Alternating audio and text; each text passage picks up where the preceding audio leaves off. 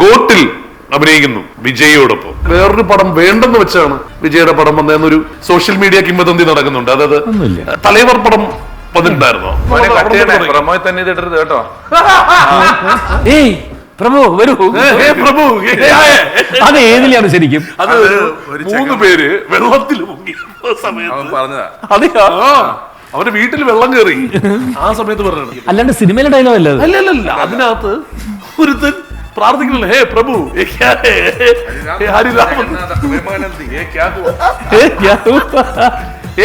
അല്ലേ ഇപ്പൊ കിട്ടിയത്.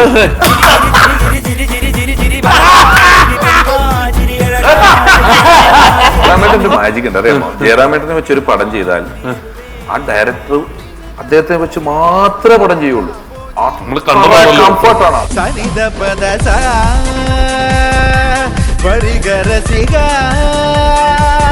മറ്റേ ധർമ്മജന്റെ കുപ്പി വീണ് ഒരാള് വീണ് ആശുപത്രി.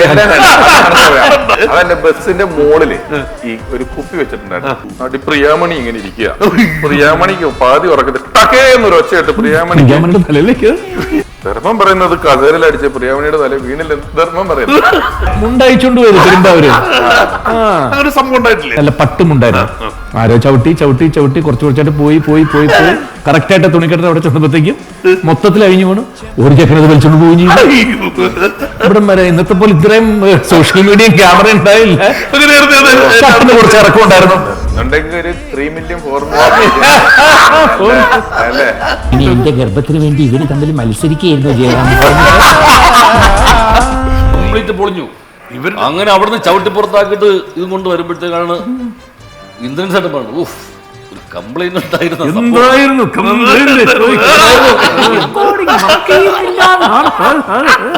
ജയറാമേട്ടൻ എന്ന് പറഞ്ഞ ഒരു സിനിമ കഴിഞ്ഞാൽ പെട്ടെന്ന് അദ്ദേഹത്തിന്റെ കുറെ ഇഷ്ടങ്ങളുണ്ട്. നമ്മൾ പറയുന്ന ആന, മേളം, കൃഷി, പശു, അല്ലൊരു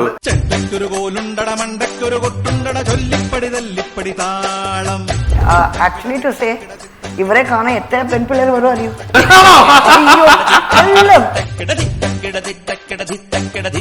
അപ്പൊ പഞ്ചവർണ്ണ തത്തയാണ് നമ്മൾ പറഞ്ഞത്. അതായത് ഏറ്റവും കൂടുതൽ മൃഗങ്ങളുമായിട്ട് ഇന്ററാക്ട് ചെയ്യാൻ ഇഷ്ടമുള്ള 2 പേരാണ് ഈ ഇരിക്കുന്നതെന്ന് പറയുന്നത്. ഒരാളുടെ വീട്ടിൽ ചെന്നാൽ അതൊരു സൂ ആണ്. ഇവിടെ പിന്നെ നമുക്കറിയാം ആനയും പശുവും ഇതൊക്കെ. കുട്ടിക്കാലത്തോട്ട് ഞാൻ വെള്ളലി, ഞാൻ ചോദിച്ചു വെള്ളലി, ആ വെള്ളലി നമ്മളെ തിന്നത്. ലവ് ബേർഡ്സ് ഉണ്ടായിരുന്നു, പ്രാവ് ഉണ്ടായിരുന്നു, അണ്ണാനുണ്ട്, എല്ലാം. അണ്ണാങ്കിരിപത്തി അങ്ങനെ കുറെ സാധനങ്ങളൊക്കെ ഉണ്ടായിരുന്നു.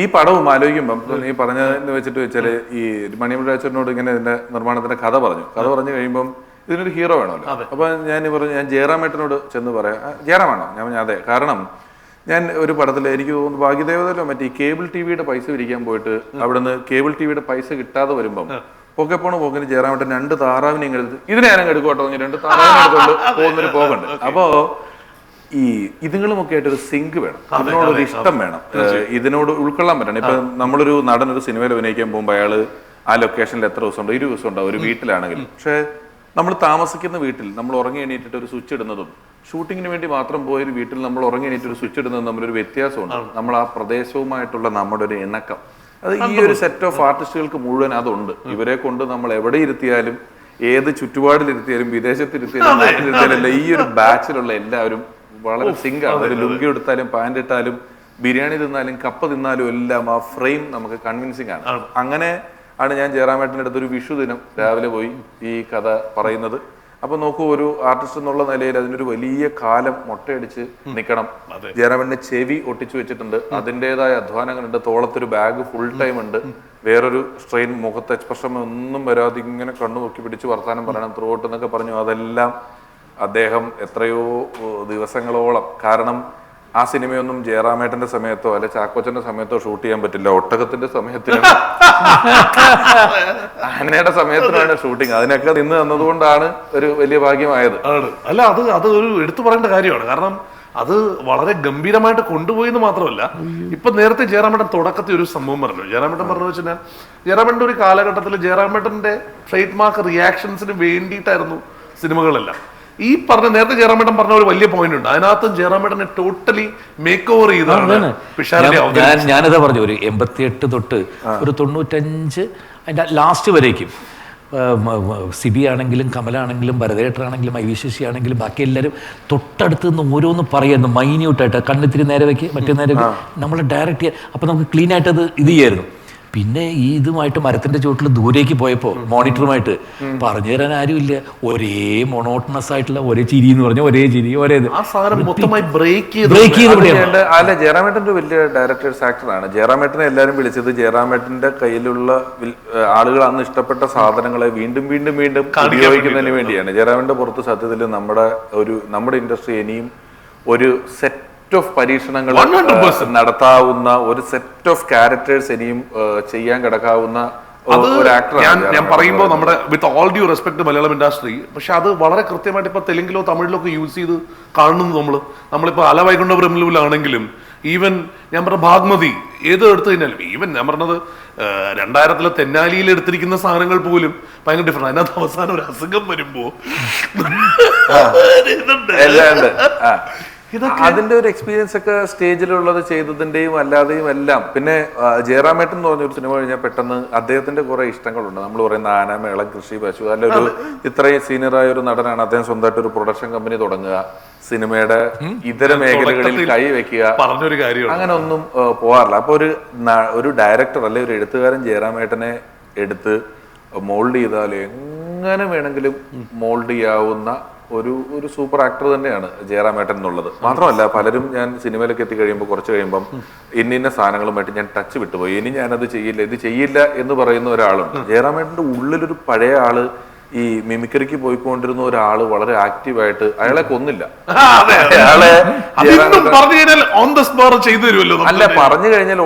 ചെയ്യലല്ല, ഈ പറയുമെന്നുള്ള ബോധ്യം കൊണ്ട് ഓൺ ദ സ്പോട്ട് ചെയ്യാൻ എന്തെങ്കിലും പുതിയത് വേണമെന്ന് എപ്പോഴും ആലോചിച്ച് ഡിസ്കസ് ചെയ്യുന്ന ഒരാളാ. എന്താണ് ഇപ്പൊ സ്റ്റേജിൽ ചെയ്യുന്നത്, എന്നെ വിളിച്ചിട്ട് സ്റ്റേജിൽ എന്താണ് ഇപ്പൊ ചെയ്യാറ്, എങ്ങനെയാണ് സ്റ്റേജിന്റെ പരിപാടികൾ എന്നൊക്കെ അന്വേഷിച്ച് നിൽക്കുന്ന ഒരാളാണ്. അങ്ങനെ നോക്കുമ്പോ ഒരാളൊരു വലിയ കാലപരിധിയിൽ ഒരു ഇൻഡസ്ട്രിയിൽ നിൽക്കുന്നത് വെറുതെ അല്ല. ആരെയും അങ്ങനെ ഫ്രീ ആയിട്ട് ഇൻഡസ്ട്രി നിർത്തുമോ നോക്കുക, അതൊന്നുമില്ല. അത് ഒരു വലിയ പ്രതിഭ ഉള്ളത് കൊണ്ട് തന്നെയാണ്. അത് നമുക്ക് ഈ ഹോസ്റ്റലിൽ ഉറപ്പായിട്ടും മുഴുനീള ഒരു ക്യാരക്ടർ, അതിന് അയാൾക്ക് അതിൻ്റെതായ മാനസിക ബുദ്ധിമുട്ടുകളുള്ള ഒരു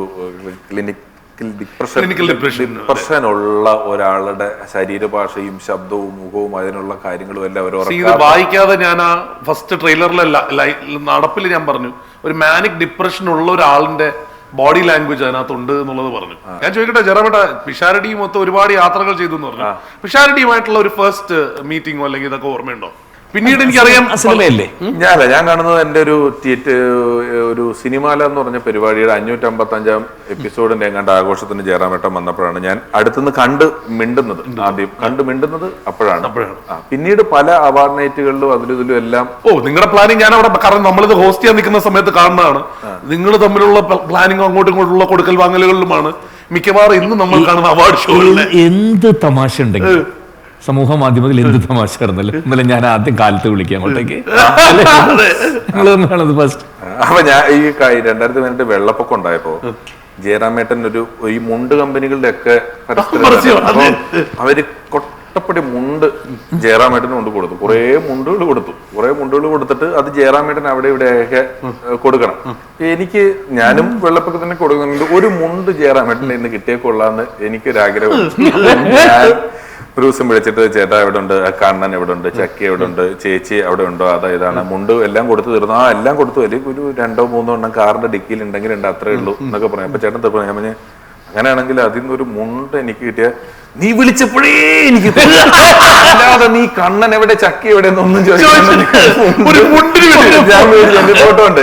ഈ മുണ്ടിന്റെ സംഭവം പറഞ്ഞതുകൊണ്ട് അപ്പം മാത്രം പറയാൻ പറ്റുന്ന ഒരു കഥയായതുകൊണ്ട് ചോദിക്കാം.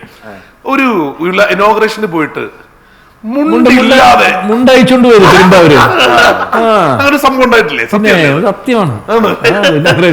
വർഷങ്ങൾക്ക് മുമ്പാണ്, 90s തോന്നുന്നു.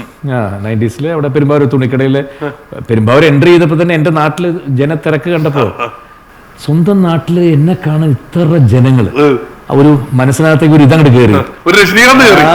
നമ്മൾ ഇവരുടെ കൂടെ നടന്നു പോണ്ടേ. അങ്ങനെ അതിനകത്തേക്ക് ഇറങ്ങി നല്ല പട്ടുമുണ്ടായിരുന്നു. ആരോ ചവിട്ടി കുറച്ചായിട്ട് പോയി കറക്റ്റായിട്ട് തുണിക്കെട്ടിട്ട് അവിടെ ചെന്നപ്പോഴത്തേക്കും മൊത്തത്തിൽ അഴിഞ്ഞു പോണു. ഒരു ചെക്കനത് വലിച്ചോണ്ട് പോയി.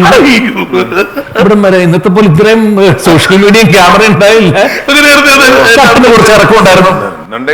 3 million 4 million അല്ലേ എവിടെ ചെന്ന് നിന്നേനെ. എന്നിട്ട് ഒരു ബോൾ രൂപത്തിൽ മുണ്ട് തിരിച്ചു കൊണ്ടുവന്ന് അവിടെ വെച്ച് തന്നെ ഏകദേശം ഒരു 10-15 മിനിറ്റോളം അങ്ങനെ തന്നെ നിന്നു. ഒരു ഷർട്ട് മാത്രം, ഷർട്ടിന് ഒത്തിരി ഇറക്കമുണ്ടായിരുന്നു. എല്ലാവരും നമസ്കാരം അങ്ങനെ തന്നെ. പക്ഷെ ഇതങ്ങനെ പോയില്ല കേട്ടോ, ഇങ്ങനെയൊന്നും അങ്ങനെ നിന്നു. സിനിമാ താരങ്ങൾ മാത്രമല്ല കേട്ടോ, ഈ ജയറാമേട്ടനെ നമ്മളിപ്പോ ഒരു മാസത്തെ ടൂറൊക്കെ പോയാല് ഒരു 10-15 ദിവസം കഴിയുമ്പോൾ നമ്മുടെ കൂട്ടത്തിലുള്ള എല്ലാവരുടെയും ആക്ഷൻ സംസാരവും ആക്ഷൻസും സാധനങ്ങളും അതും ഇതും എല്ലാം വളരെ ഗംഭീരമായിട്ട് എപ്പോഴും ഒബ്സർവ് ചെയ്ത് കാണിക്കും. അങ്ങനത്തെ ഒരു പ്രത്യേക പ്രതിഭ ഇപ്പോഴും കൃത്യമായിട്ട് ആണ്. അത് മാത്രമല്ല, നമുക്ക് പലപ്പോഴും സിനിമാ സെറ്റുകളിൽ ജയറാമേട്ടൻ മാത്രം ഇട്ടുകൊടുത്തിരിക്കുന്ന പേരുകൾ ഉണ്ടാവും ആൾക്കാർക്ക്. മറ്റേ ചില ആൾക്കാർ അവരുടെ എക്സ്പ്രഷൻ വെച്ചിട്ടോ അല്ലെ അവരുടെ ആക്ഷൻ വെച്ചിട്ടോ മറ്റേ വന്നില്ലേ ഇങ്ങനെയുള്ളത് ഞാൻ പലപ്പോഴും കേട്ടിട്ടുണ്ട്. ഓരോരുത്തർക്കും ജയറാമേട്ടൻ്റെതായിട്ടുള്ള പേരുകൾ അങ്ങനെ ചെയ്ത് കിട്ടിയിട്ടില്ലേ ഒരുപാട് ആൾക്കാർക്ക്.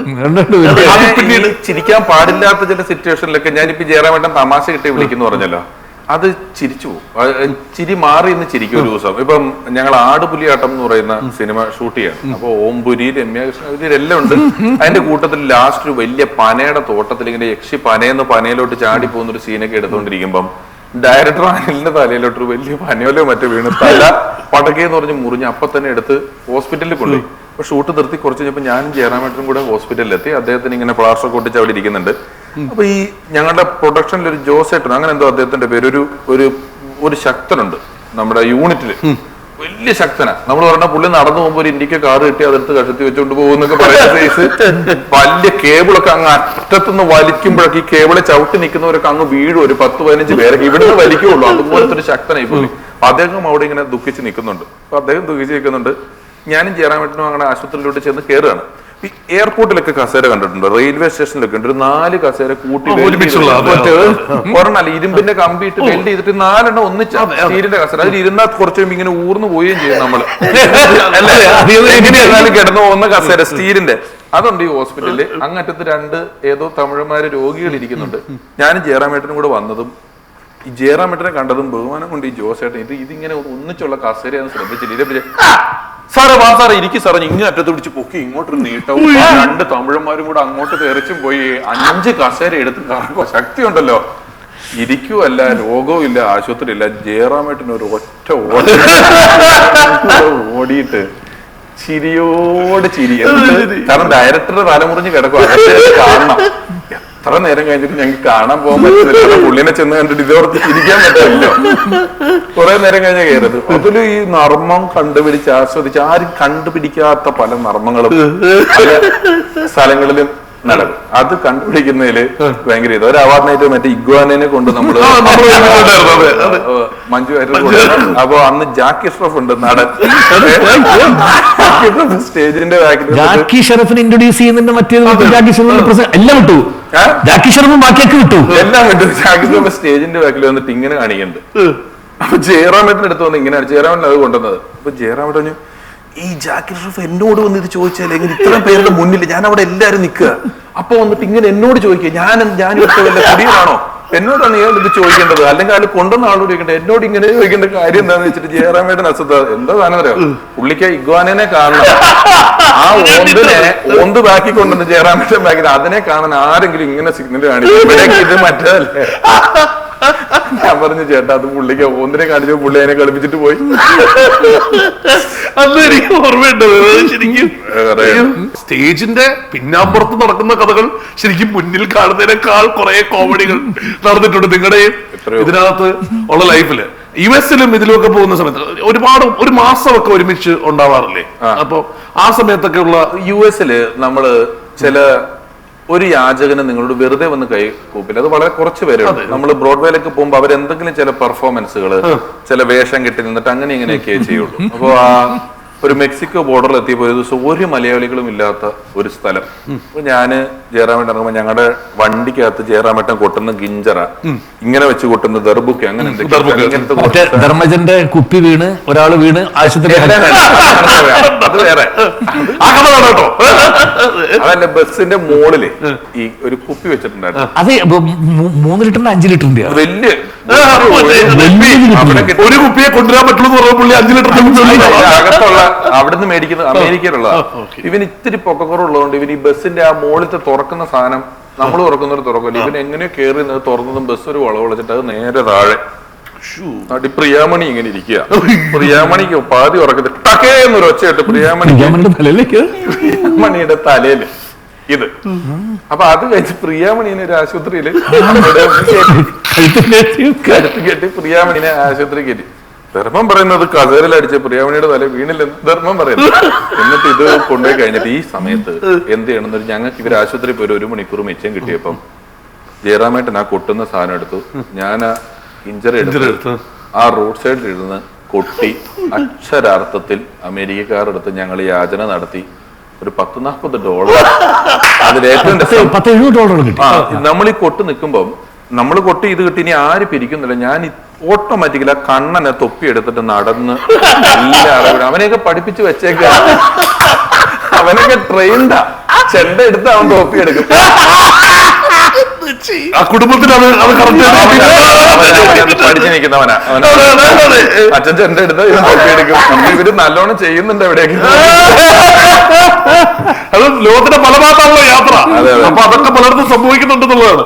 പിഷാരടിയും ഒത്തുള്ള യാത്രയിൽ ഇപ്പോഴും അത് ഇടയ്ക്കിടയ്ക്ക് പണിയും തരുന്നുണ്ടെന്നുള്ള മനസ്സിലായി. 78 നമുക്ക് കിട്ടിയില്ല. അത് ആരും കൊണ്ടുപോകും ചെയ്തു. ഇല്ലില്ല കിട്ടിയായിരുന്നു. പ്രിയാമണിക്ക് കൊടുത്തതാണ്. ഭക്ഷണമൊക്കെ കഴിച്ച് നമ്മുടെ കാശുണ്ടല്ലോ.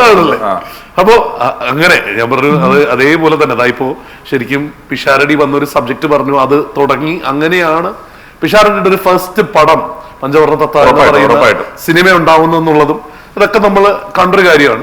ഇനി ജയറാം ഞാൻ പറഞ്ഞു വെച്ചാൽ ജയറാമേട്ടന്റെ ഒരു ചേഞ്ച് ഓവർ മൂവി ആയിട്ടാണ് നമ്മളിപ്പം പലപ്പോഴും ഓസ്ലറിനെ പറഞ്ഞുകൊണ്ടിരിക്കുന്നത്. അതെ, ഓസ്ലറിന് ശേഷം പിഷാരടി അങ്ങനെ എന്തെങ്കിലും ഒരു പ്ലാൻ പടത്തിന്റെ അനൗൺസ്മെന്റുമായി ഡേറ്റ് തരണം. അതിന് ജയറാമേട്ടൻ ഒരു മാജിക് ഉണ്ട് അറിയാമോ? ജയറാമേട്ടനെ വെച്ചൊരു പടം ചെയ്താൽ ആ ഡയറക്ടർ അദ്ദേഹത്തെ വെച്ച് മാത്രമേ പടം ചെയ്യുള്ളൂ. കംഫർട്ടാണ്. അത്ര കംഫർട്ട് തോന്നി അത്ര കംഫർട്ടാണ്. ഇത് ബോധപൂർവം ഇനിയൊരു പടം ഞാൻ അദ്ദേഹത്തെ വെച്ച് ഇപ്പൊ ചെയ്യുന്നില്ലെന്ന് തീരുമാനിച്ചാലേ നമുക്ക് റെസിസ്റ്റ് ചെയ്യാൻ പറ്റുള്ളൂ. അല്ലെങ്കിൽ അദ്ദേഹത്തെ വെച്ച് പടം ചെയ്ത് മിക്ക സത്യജിത് സാറിന്റെ ഏറ്റവും കൂടുതൽ എടുത്തല്ലോ അദ്ദേഹത്തെ വെച്ച് ചെയ്തിട്ടുള്ള സംവിധായകരെല്ലാം അതിന്റെ അടുത്തേയും അദ്ദേഹത്തെ വെച്ച് തന്നെ ചെയ്യും. അത്രയും ഡയറക്ടർക്ക് കംഫർട്ട് കൊടുക്കുന്ന പറയുന്ന കാര്യം ഡെലിവർ ചെയ്യുന്ന ആളുകളിൽ ഒരാളാണ് അത്. പിന്നെ ഞാൻ ഇടയ്ക്കൊക്കെ വിളിക്കും, വരുമ്പോ കാണാം നമുക്കൊരു പരിപാടി എന്ന് പറയുന്ന രീതിയിൽ തന്നെ നർമ്മമുള്ള ചില കഥകളൊക്കെ ആലോചിക്കുമ്പോഴും അദ്ദേഹം മറ്റു ഭാഷകളിൽ അത്യാവശ്യം ഈ സമയത്ത് മുഴുവൻ നല്ല തിരക്കായിരുന്നല്ലോ. എല്ലാം ഇത് ചെയ്തോളൂ. ഇപ്പോ ഒരു പടം റിലീസായി ഓടിക്കൊണ്ടിരിക്കുന്നുണ്ട്, ഗോസ്റ്റ്. വലിയ ചിത്രങ്ങളാണ് അതെല്ലാം. വലിയ ചിത്രങ്ങളാണ്. 11-ാം തീയതി ഓസ്ലർ, 12-ാം തീയതി ഗുണ്ടൂർ കാരം. മഹേഷ് ബാബു ആണല്ലോ നമ്മുടെ ട്രെയിലർ ലോഞ്ച് ചെയ്തത്. അതെ. അപ്പൊ അവിടെയുള്ള വലിയ പടങ്ങൾ എന്ന് പറയുന്നത് നമ്മുടെ പോലെ കൃത്യം 50 ദിവസം ഷൂട്ടിങ് 100 ദിവസം ഷൂട്ടിംഗ് ഒന്നും അല്ല, ഒരു കൊല്ലമൊക്കെയാണ്. ഇവരൊക്കെ എല്ലാ ഹീറോസും കൊല്ലത്തിൽ ഒരുപാട് ഇറക്കുന്ന ആൾക്കാരാണ്. അപ്പൊ അതിന്റെ ഭാഗമായിട്ട് അതിന്റെ ഗെറ്റപ്പ് മെയിൻറ്റെയിൻ ചെയ്ത് അവിടെ എല്ലാ സൗകര്യങ്ങളോടും കൂടിയാണ് ജയറാമേട്ടൻ നിൽക്കുന്നത്. ഇപ്പം വീണ്ടും ഓസ്ലറിൽ നമുക്കിനി മലയാളത്തിന് വേണ്ടി കുറച്ച് ഡേറ്റ് മാറ്റി വെക്കുക എന്നുള്ളതാണ് ഇനി അടുത്തത്. അത് പിഷാരടിയുടെ ഒരു നല്ല സബ്ജക്ട്. അതാണ് നമ്മുടെ ഒരു വലിയ ആഗ്രഹം. ഈ പറഞ്ഞപ്പോ നമ്മള് ഇപ്പൊ ഇത് പറഞ്ഞുകൊണ്ടിരിക്കവേ തന്നെ നമ്മള് ജസ്റ്റ് പുതിയ പടങ്ങളുടെ കഥ പറഞ്ഞതുകൊണ്ട് ഗോട്ടിൽ അഭിനയിക്കുന്നു വിജയോടൊപ്പം. അത് ഓൾറെഡി അനൗൺസ് ചെയ്തിട്ടുണ്ട്. അത് മാത്രമല്ല, അതിൽ വേറൊരു കഥ കേട്ടതെന്ന് പറഞ്ഞു കഴിഞ്ഞാൽ വേറൊരു പടം വേണ്ടെന്ന് വെച്ചാണ് വിജയുടെ പടം വന്നതെന്നൊരു സോഷ്യൽ മീഡിയ കിംവദന്തി നടക്കുന്നുണ്ട്. അതായത് തലൈവർ പടം വന്നിട്ടുണ്ടായിരുന്നോ? ഇല്ല. അങ്ങനെ ഒരു സോഷ്യൽ മീഡിയ കരക്കമ്പിയുണ്ട്. കാരണം എന്ന് വെച്ച് കഴിഞ്ഞാൽ വിജയ്, അതായത് രജനീകാന്ത് പടം വിട്ടാണ് വിജയ് പടം ചെയ്തത്. അതൊക്കെ വെറുതെ അടിച്ചിറക്കിയ കഥകളാണ്. എന്താണ് ഗോട്ടില് വീണ്ടും നമ്മുടെ ഇതിലും കണ്ടത് തുപ്പാക്കിയിൽ കണ്ടത് പോലത്തെ റിവീലിയർ ആയിട്ടില്ല. നെഗറ്റീവ് പോസിറ്റീവ് ഒന്നും ആയിട്ടില്ല. എല്ലാം വെയിറ്റ് ചെയ്ത് കാണാൻ പറ്റുന്നതാണ്. അപ്പൊ ഓസ്ലറിലോട്ട് നമുക്കൊന്ന് ജസ്റ്റ് ഒന്ന് തിരിച്ചു വന്നാൽ, ഓസ്ലറിലെ ക്യാരക്ടർ പറഞ്ഞതുപോലെ തന്നെ ഒരു ഫ്ലാഷ് ബാക്ക് നമ്മൾ കാണുന്നുണ്ട്. ജയറാമേട്ടൻ ഇപ്പം ചേഞ്ച് ഓവേഴ്സ് ഭയങ്കരമായിട്ട് ഞാൻ കണ്ടിട്ടുണ്ട്. ജയറാമേട്ടൻ വർക്ക്ഔട്ട് വീഡിയോസ് ഒക്കെ ഭയങ്കര ഗംഭീരമായിട്ട് ഇട്ടിട്ടുണ്ട്. അത് കഴിഞ്ഞ് എല്ലാം നല്ല വർക്ക്ഔട്ട് ചെയ്ത് നല്ല ഫിറ്റ് ആയിട്ട് നിൽക്കുമ്പോഴാണ് പോയി തടി വെച്ച് ആൾമാർക്കടി നമ്പിയാ വേണ്ടി തടി വെക്കാൻ പറയുന്നത്. ഷൂട്ടിംഗ് കഴിഞ്ഞപ്പോ അപ്പൊ അത് ഈ ചേഞ്ച് ഓവർ ഇങ്ങനെ ചെയ്തോണ്ടിരിക്കുന്നതാണോ?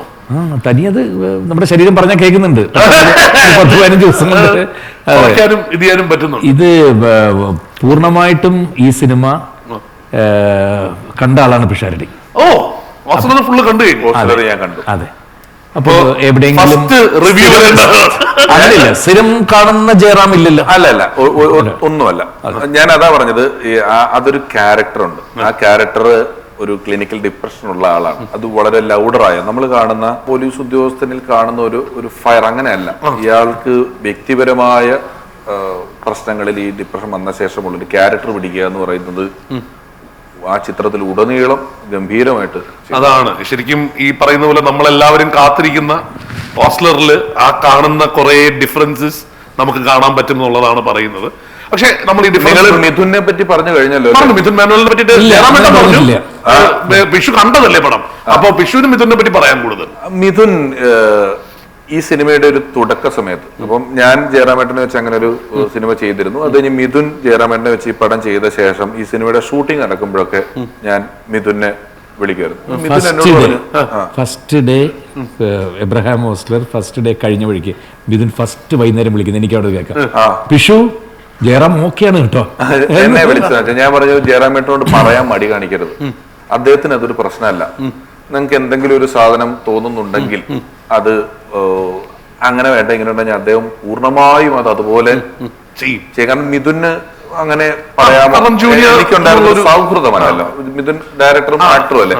മിഥുൻ അത് പറയുന്നു. അതിനുശേഷം ഒരു കുറച്ച് ദിവസങ്ങൾക്ക് ശേഷം ഞാൻ തൃശ്ശൂർ ഒരു ഫംഗ്ഷൻ പോയപ്പോൾ ഇവര് താമസിക്കുന്ന ഹോട്ടലിന്റെ ലോബിയിൽ വെച്ച് കണ്ടപ്പോഴും മിഥുൻ വളരെ ഹാപ്പി ആയിട്ട് മിഥുൻ അങ്ങനെ, കാരണം നമ്മളെല്ലാം സിനിമയിൽ വരുമ്പോഴും നമ്മൾ പുതിയ ആൾക്കാരെ വെച്ചൊക്കെ ചെയ്യുമ്പോഴും നമ്മൾ കണ്ടു വളർന്ന ആൾക്കാരാണ് ഇവരെ ഒപ്പം വർക്ക് ചെയ്യുക, ഇവര് നമ്മള് പറയാൻ പറ്റുക, ഒന്നിച്ച് ഭക്ഷണം കഴിക്കാൻ പറ്റുക എന്നൊക്കെ പറയുന്നതിനകത്ത് വേറൊരു തരം സന്തോഷമുണ്ട്. നമുക്ക് നമ്മൾ ആഗ്രഹിച്ചെടുത്ത് എത്തി എന്നൊക്കെ നമുക്ക് തോന്നുന്ന നിമിഷങ്ങളല്ലേ. അപ്പൊ അത് മിഥുനും ഉണ്ടായിരുന്നു. മിഥുൻ അത് വളരെ ഗംഭീരമായിട്ട് ചേട്ടനോട് പറയുകയും ചെയ്യുകയും ഒക്കെ ചെയ്തിട്ടുണ്ട്. ചേട്ടനും ആ ക്യാരക്ടർ വളരെ ഭംഗിയായിട്ട് പിടിച്ചിട്ടുണ്ട്. നമുക്കും കുറച്ചു നാളിന് ശേഷമാണ് ബിഗ് സ്ക്രീനിൽ നമ്മള് ചേട്ടനെ കാണുന്നത്. മലയാളം ബിഗ് സ്ക്രീനിൽ നമ്മൾ കാണുന്നത് ഒരു ചെറിയ ഗ്യാപ്പിന് ശേഷമാണെന്നുള്ളത് കൊണ്ടെല്ലാം വളരെ രസമുള്ള ഒരു ക്യാരക്ടറും കഥയും സിനിമയുമാണ്. സത്യം കണ്ട ഒരാളിൽ നിന്നാണ് നമ്മളിത് കേൾക്കുന്നത്. അപ്പൊ അതുകൊണ്ട് കൃത്യമായിട്ട് അറിയാം. നമുക്ക് ജയറാമേട്ടന്റെ മിമിക്രി കാലഘട്ടത്തിൽ നിന്നാണ് നമ്മൾ പറഞ്ഞു തുടങ്ങി. കണ്ടത് പലതും ഞാൻ പറയുന്നില്ല കേട്ടോ. ഞാൻ പറഞ്ഞ പ്രശ്നമാണ്. നമ്മൾ ആ സസ്പെൻസുകളെല്ലാം നമ്മൾ തൽക്കാലത്തേക്ക് ബ്രേക്ക് പറയുന്നില്ല. കണ്ടത് പലതും ഞാൻ പറയുന്നില്ല. മനസ്സിലായി, മിണ്ടരുത്. അതെ. അപ്പോ പക്ഷേ ജയറാമേട്ടന്റെ മിമിക്രി കാലഘട്ടത്തിലോട്ട് പോകുമ്പോ ഇന്നും ഞാൻ പറഞ്ഞ വെച്ചാൽ മിമിക്രി എന്ന് പറയുന്നത് നേരത്തെ പിഷാരടി പറഞ്ഞ പോലെ തന്നെയാണ്. നമ്മൾ എല്ലാവരും മിമിക്രി എന്ന് പറയുന്നത് ആൾക്കാർ ചെയ്യുന്നത് പോലും സിനിമയിലോട്ടുള്ള ചവിട്ടുപിടിയായിട്ടാണ്. പക്ഷെ മിമിക്രി എന്ന് പറയുന്നതും സ്റ്റേജും ഇന്നും അതാണ് എൻ്റെ ഏറ്റവും മെയിൻ ഇമ്പോർട്ടൻറ്റ് കാര്യം എന്നുള്ളത്. അതും കൂടെ കണ്ടംപററി ആയിട്ട് ഉണ്ടായിരുന്ന ഒരാളെ ഞാൻ ഇങ്ങോട്ട് ക്ഷണിക്കട്ടെ. ഒരാളെ KS പ്രസാദ് ഏട്ടനെ വിളിക്കട്ടെ. Let's welcome KS Prasad everyone. Prasad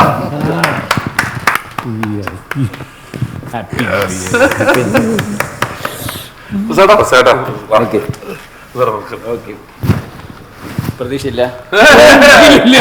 ഒരാളും വരുന്നത് പറഞ്ഞിട്ടില്ല ജയറാമേട്ടനോട്. അല്ല, പ്രസാദനുള്ളത് എനിക്കും അറിയില്ല. ഈ വരാനുള്ളവരുടെ മുറിയിൽ ഞങ്ങൾ തമ്മിൽ കണ്ടിട്ട് ഞെട്ടി. ഇത്ര മോശമായ വികാരം ഉണ്ടാക്കില്ല. അപ്പൊ രാത്രി പ്രസാദ് കേട്ടിരിക്കുമ്പോ എല്ലാവർക്കും ഈ പ്രേം നസീർ ഞാൻ ചെയ്യുന്നതില് ഒരിങ്ങനെ ഒരു ശബ്ദം വരും. അതെ, രാത്രി 12 മണി 1 മണിയാകുമ്പോ പ്രസാദ്